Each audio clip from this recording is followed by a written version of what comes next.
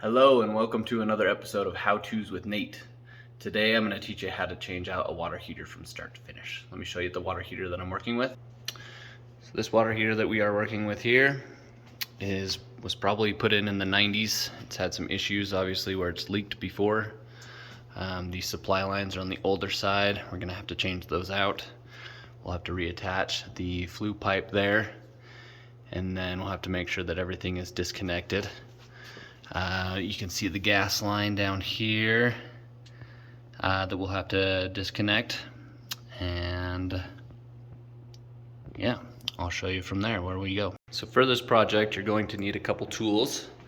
It's not too many. You'll probably need a vacuum to clean up any water excess that goes anywhere, maybe some white balls if you have them. You'll also need Teflon tape for sure. Definitely a wrench, an adjustable wrench. These to take off the flue pipe, just a regular screwdriver. This is a 6-in-1 if you want to do that, and I've got some of my bits here to be able to help me with that. You'll also need a hose. I've got this hose hooked up. The very first thing you want to do is disconnect the water and then check to make sure that the water is actually off, which to my knowledge there may be a tiny leak in there, and that's the reason for the excess water. You can even just leave that open. So to start, you want to run this and try to get it to drain. These old water heaters, they'll have a lot of debris in the bottom, and a lot of times this won't drain. However, what you want to do to get it to move is open the pressure relief valve. And as long as you don't have water coming out of the pipe itself there, then that means it should be going out the hose. So as we follow this hose, you want to make sure that the hose is entirely flat, or as much as it can be. This is fine. It's not too bad to where it's like going in an upward motion and down. I've got it going out the door here. Try to keep the door closed for the resident. And then I have it going down to the grass where you can see quite a bit of water is coming out. So far we've been successful to get this disconnected. I will start on the next portion. Okay, now that the water is draining out, we can go ahead and start on the next portion, which is to disconnect the gas line. You first want to make sure that that right there is turned off, so that will disconnect our gas. Oh, sorry, I'm looking at the wrong one here. That one is for the furnace. The one up above, this one here, needs to be disconnected. Sorry, not disconnected. Turned sideways so that the gas is no longer leaking, and then we can disconnect from here to take the old gas line. Okay, I now have my gas line disconnected and my gas turned off. As you can see there, the gas is turned off. As I was removing this, I was unable to separate these two, so the nipple came out as well, which means we actually would have needed this anyways, but you are also going to need some pipe dope in order to put that in, and I'll show you as we get closer to that step. Now I've got the gas line disconnected. Up top, I've disconnected the supply lines, the cold water side and the hot water, and I'll explain when I'm hooking those up why they are what they are. But the cold water comes in, goes in, is heated by the hot water heater, and then ultimately hot water comes out and supplies to the rest of the apartment. So now I'm going to disconnect my flue pipe, and then I'll show you what to do with the new one. Okay, I've now disconnected my flue pipe here, taking those screws out of there. In order to get these out, you can just go ahead and bend these up, the legs that are there, in order to pull this out. Once I do that and get that out of the way, I've also got to deal with this pressure relief valve that is leading to the drain that's over there in the corner. Usually they're plastic nowadays. With this one, it bends back and forth, but is connected way back there, and I'm gonna have troubles getting to that. So I'm gonna go ahead and Sawzall it here, get that pipe out of the way, and then be able to pull out my whole entire water heater. This is our new water heater. I went with a 40 skinny because I think that's the only one that's gonna fit in the closet. These are the parts that come with it. That covers it at the very end. This is the connection to your flue pipe, goes on top. Those were the legs that I bent out on the old one in order to get it out. This is your gas line, it's covered up. During transport, just make sure you're really careful not to damage that at all. And then these are your connections here. Some people have a preference to take these out, some people leave them. It makes the water swirl differently, but it also works as a cap and lets less water in, so it's all in your preference. I'll show you that in a minute. All right, next step, gotta get this out of here in order to take the water heater out. I'm gonna use my Sawzall and cut that. Make sure you're using safety protection over your eyes when doing so. All right, here we are. I've got the old one removed and ready to go down the stairs. So we take a look in the closet over here. It's a very skinny space to put a water heater. Anyhow, I've got to get one and put it in there. Best thing to do right now, clean up any debris, prepare the floor if you need to, and get that gas line hooked up. I've brought the nipple I need, it's a 1/2 inch. Brought the gas line I need. Alright, so on to connecting the gas line. You can see here that I have my gas line and I got it out of this kit that comes with it. The nipple did not come with it. As I mentioned earlier, this is a 1/2 inch connection. Anytime you have a nipple connection, you need to, well, especially for gas, you need to dope it. So I've got my dope right there to be able to use it. I'm going to dope this end. I'm going to dope this end. Reason being is I'm going to put that connection on there. And then this is where the gas line connects. Whenever you have a beveled edge, such as this, it connects perfectly to the connection in there. So that does not need to be pipe doped. Just where you have the threaded end. So now I have my pipe doped up on the one end. I'm going to go ahead and put this in.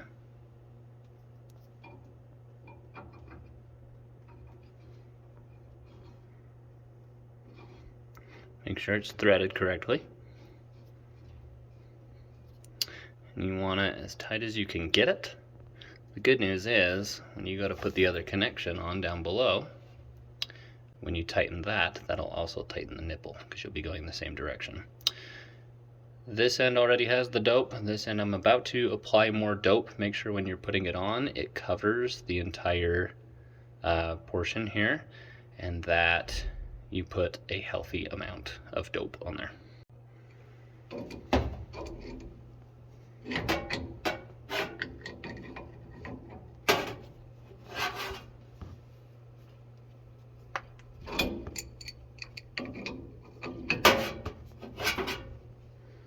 With gas, you always want to be safe. You want to make sure you get it as tight as you possibly can.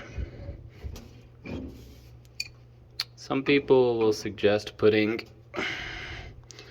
a yellow Teflon tape before dope.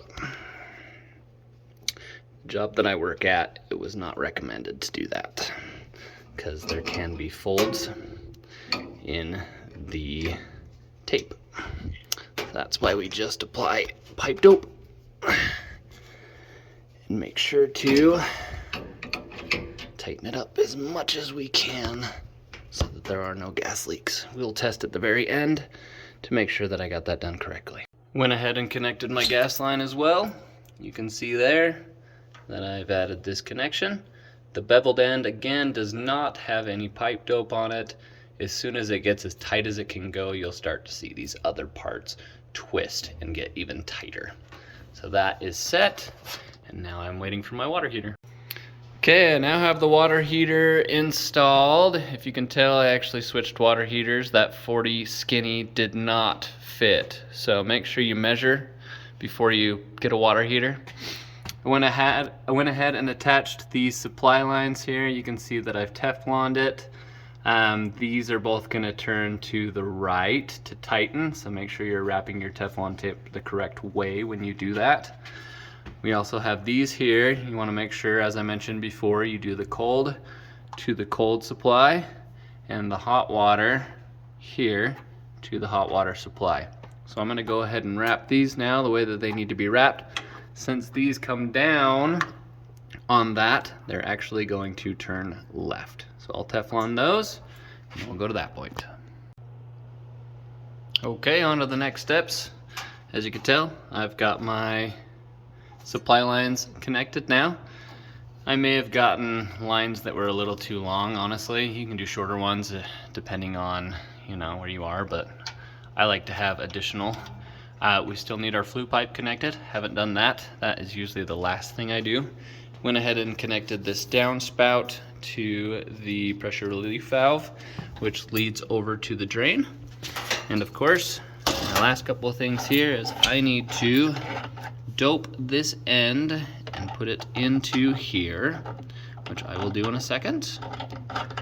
Connect my gas line to that, and then open the gas so that the gas can be running here. I'll show you how to ignite after that, but of course we want to make sure that our flue pipe is first connected.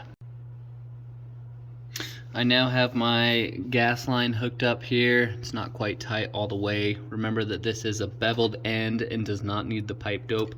However, the nipple piece that went in there does need the pipe dope. You can see it as it's spread. I've tightened that up a good amount. You don't want to over tighten because you don't want to break this. Once you get it to where you feel comfortable that it's tight, at least, you need to make sure and tighten up your connection that goes to it here. And the beveled end will just stop once you know it's tight. You can see that my this piece, the connector, is spinning as well. That means I'm fully as tight as I can be. So now my gas line's hooked up. I'll turn on that gas as I mentioned, and then do the flue pipe. To do the flue pipe, you ultimately just want to take what you have. It's upside down.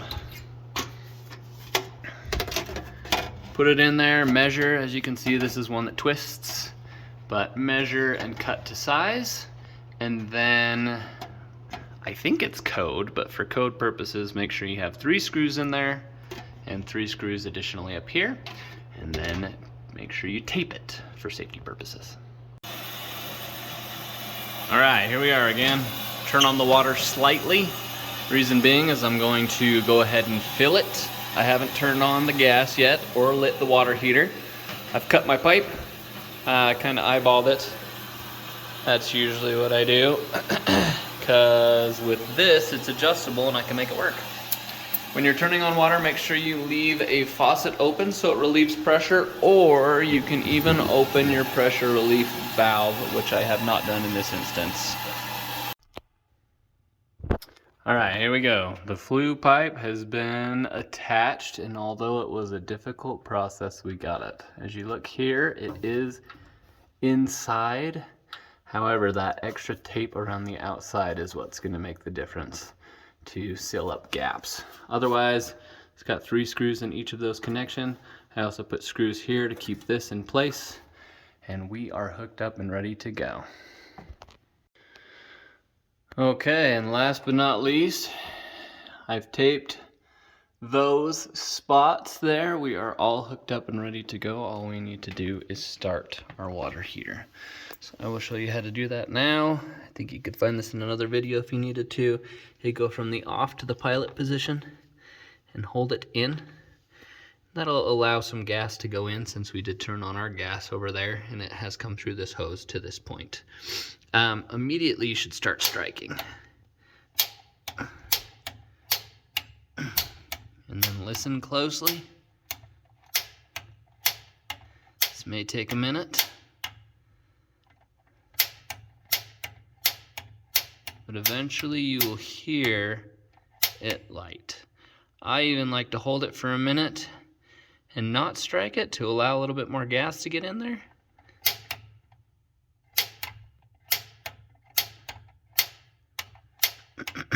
This can take plenty of time. Oh, there it is. Well, it might have gone out. There it is again. So now we continue to hold the pilot. I can hear it. As soon as this status light comes on here, it says it's good, I can release the pilot. and then move it to a higher temperature over here. Which generally, if people have kids, we don't put it on very hot. There it is, there was the click. I saw the status flash. Yep, so I can release and turn, and then you'll hear, the fire getting bigger. I generally turn it to B or C area, and that should be plenty. Once that's done, you'll probably hear some crackling within the water heater for some time. Otherwise, well, for a few hours. So if you're doing this for someone else, make sure you instruct them that that is going to happen. Thanks for joining me on How To with Nate. Hope to see you in a future video. If you like the material that I put out here, please subscribe. Thanks.